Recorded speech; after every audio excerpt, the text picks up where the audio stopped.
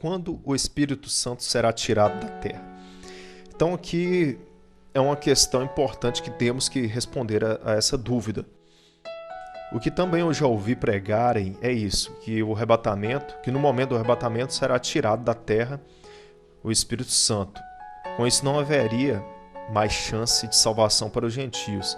A princípio parece bastante lógico, mas é o conhecimento profundo da palavra de Deus, da Bíblia, que irá nos trazer sempre a verdade. Primeiro ponto aqui, em momento algum no Novo Testamento existe a afirmação que o Espírito Santo será retirado da terra. Não há essa afirmação na Bíblia. Essa afirmação é apenas uma dedução.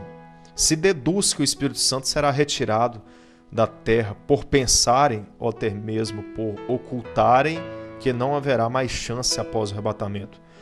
Agora uma nota que eu faço, não podemos de forma alguma pautarmos a compreensão das Sagradas Escrituras por deduções humanas, raciocínios lógicos, razão humana, etc, etc. Por que não? Porque a Bíblia ela não foi feita para ser estudada dentro de uma lógica humana. Quando você pega pontos da Bíblia e começa a colocar a sua lógica humana em cima, você está simplesmente criando mais uma religião na Terra. As religiões elas surgem assim.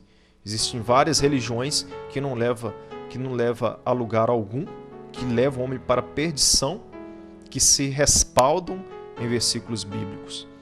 Okay? Então a Bíblia ela tem que ser estudada pelo ponto de vista espiritual. Você nunca pode deduzir nada pelo mero raciocínio humano. O segundo ponto que tem que salientar aqui é que o próprio Senhor Jesus nos afirma que o Espírito Santo ficaria conosco, ou seja, com a igreja, para sempre. Em outras traduções bíblicas, o versículo que irei mostrar aqui, trata que o Espírito Santo ficaria até o fim. Observe o que está escrito no Evangelho de João, capítulo 14, versículo 16. E eu rogarei ao Pai, e ele vos dará outro Consolador, para que fique convosco para sempre. Em outras traduções, até o fim. Ok? Esse é um ponto fundamental. Quando Jesus nos dá a promessa de enviar o Espírito Santo, ele afirma que ele ficaria conosco até o fim. Ok? A expressão para sempre, nesse versículo, refere-se à seguinte questão. Enquanto existir a igreja na terra, ou seja, enquanto existir uma pessoa na terra com o nome escrito no livro da vida, ou com a possibilidade de se salvar, já que é só ele, ou seja, o Espírito Santo que convence o homem do pecado, enquanto essa expressão para sempre, ela refere-se a isso. Quando tiver uma pessoa nessas condições, ele deverá estar aqui, segundo a promessa deixada pelo próprio Senhor Jesus. Agora, no mesmo Evangelho de João, capítulo 16, versículos 7 ao 8, o Senhor Jesus dá detalhes sobre a atuação do Espírito Santo. Todavia, digo-vos a verdade, que vos convém que eu vá, porque se eu não for, o Consolador não virá a vós, mas quando eu for, vô-lo enviarei. E quando ele vier, convencerá o mundo do pecado, da justiça e do juízo. Então, eu deixei marcado aqui, definido em amarelo, convencerá o mundo do pecado. Só o Espírito Santo de Deus é capaz de convencer o homem de seus pecados, mas ninguém, nenhum outro ser, é só ele.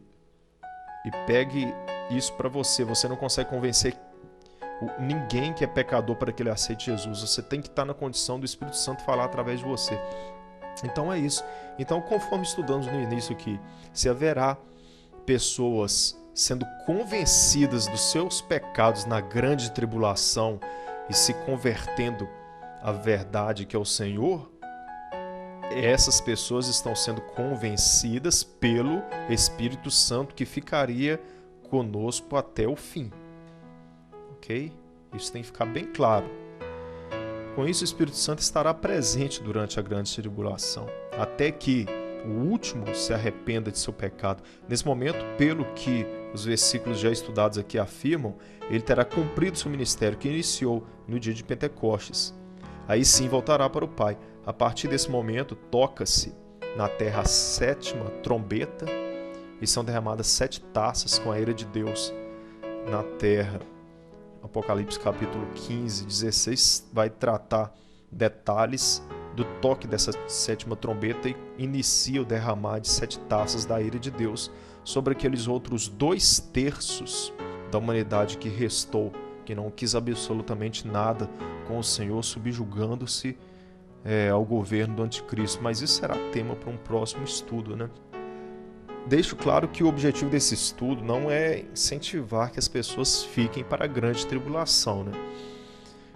Eu me limito aqui à palavra de Deus. Eu trato o que trata a palavra de Deus ali, sem interferir a minha opinião no assunto, ok? O que está escrito e pronto, final.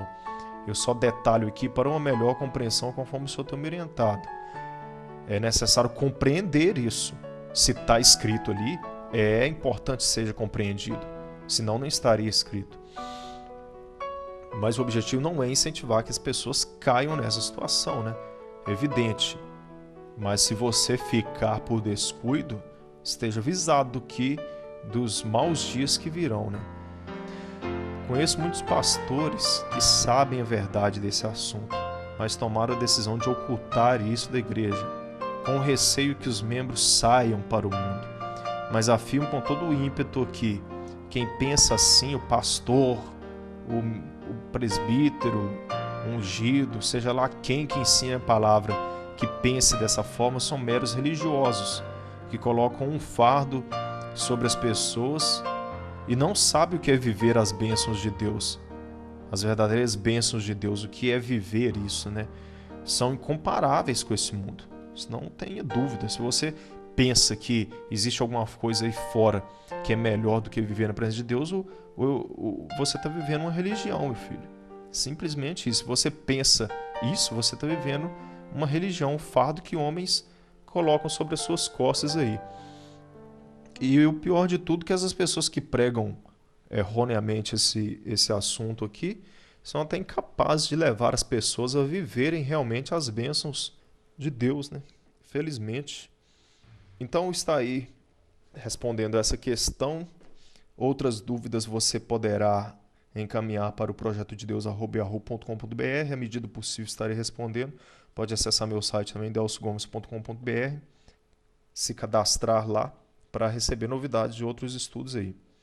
Ok? Até o próximo então.